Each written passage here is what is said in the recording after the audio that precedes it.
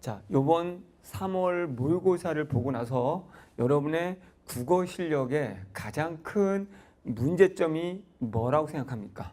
문제를 덜 풀어서 EBS를 보지 않아서 인강을 듣지 않아서 모두가 아닙니다. 중요한 건 여러분들이 독해력이 부족했기 때문에 시간 내에 문제를 풀지 못했다는 거죠. 그럼에도 불구하고 많은 학생들은 또 문학작품을 정리하고 있을 것이고 단순히 EBS 문제를 풀고 있을 것이고 단순히 뜻풀이해주는 강의들을 들을 겁니다. 자, 이제 분명히 2년 전부터 수능 국어는 시간 내에 대부분이 못 푸는 그런 문제로 바뀌었습니다. 내용도 어렵고 지문도 길어졌죠.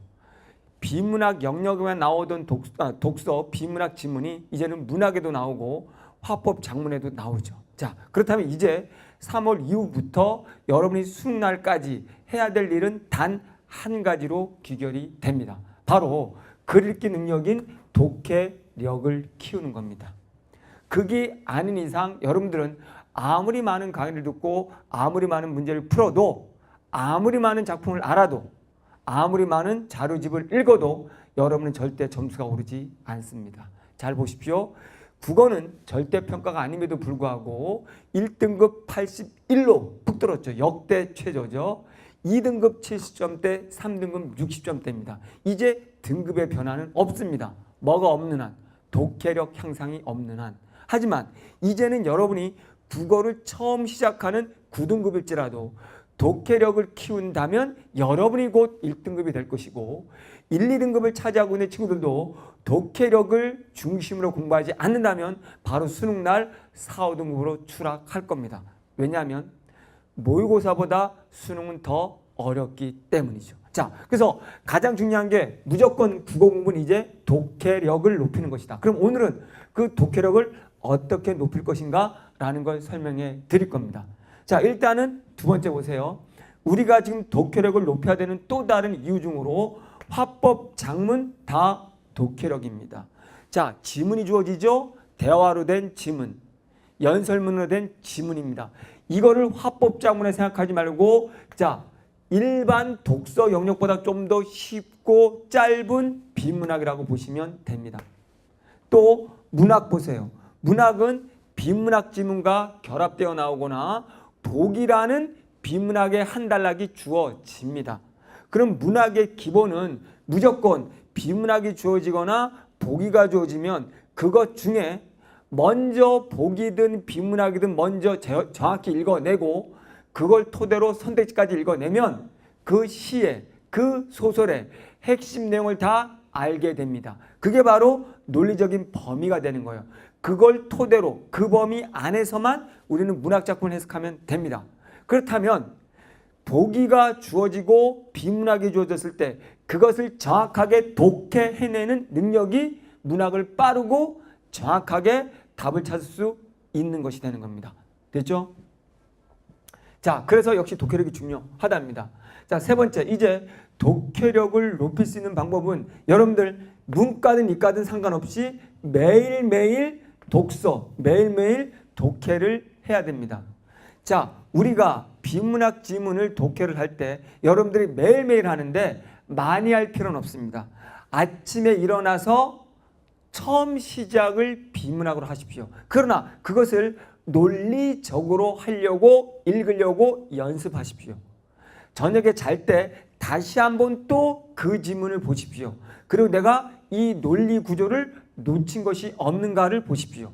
자, 매일매일 독해해야 될 중요한 건 뭐냐면 많은 것을 하기보다는 많은 것이 아니고요. 바로 정확하게 하나를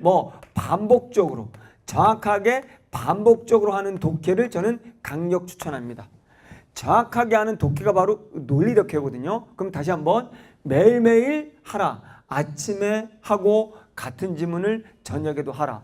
따로 국어 시간이 배정돼 있더라도 여러분들이 국어 논리 비문학 지문 읽기를 아침부터 하면 이 논리를 가지고 사회탐구, 과학탐구, 영어 다 적용합니다. 그것들이 모두 다 글로 돼 있다는 건 아시죠? 그렇기 때문에 무조건 여러분 국어 공부에 있으니는 매일매일 독서를 하는 거라 독해를 하는 거라 아시면 됩니다. 자, 그러면 진짜 중요한 오늘 이 독해는 어떻게 하는 것인가 라는 겁니다. 이 여러분이 처음 들어볼 수 있는데 이 비문학 지문들은 7개, 6개 된 단락이죠. 이거는 서론, 본론, 결론의 형태를 갖고 있는 그 논리적인 글입니다. 그렇다면 여러분들도 읽으려면 이제 뜻풀이, 지식으로 접근하는 것이 아니라 철저하게 글쓰기 논리로 읽어내야 됩니다. 그래서 여기 말한 것처럼 글쓰기 논리라는 건 바로 뭐냐면요.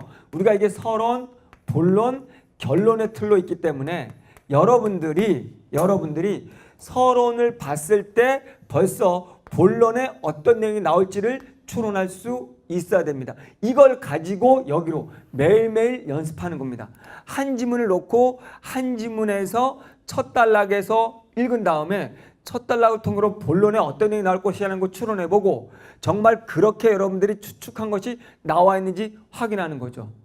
추측한 것이 나오지 않았다면 역으로 본론에 나온 내용을 토대로 그래서 서론이 이렇게 말했구나 라는 걸 맞춰가 보는 거죠. 그래서 서론으로 본론을 잡는 연습을 하고 또 한 가지는 하나의 단락에서는 첫 문장이 나머지 뒷받침 문장을 결정합니다. 그러면 첫 문장으로 나머지 문장을 역시 또 논리적으로 추론하는 연습을 하면 됩니다.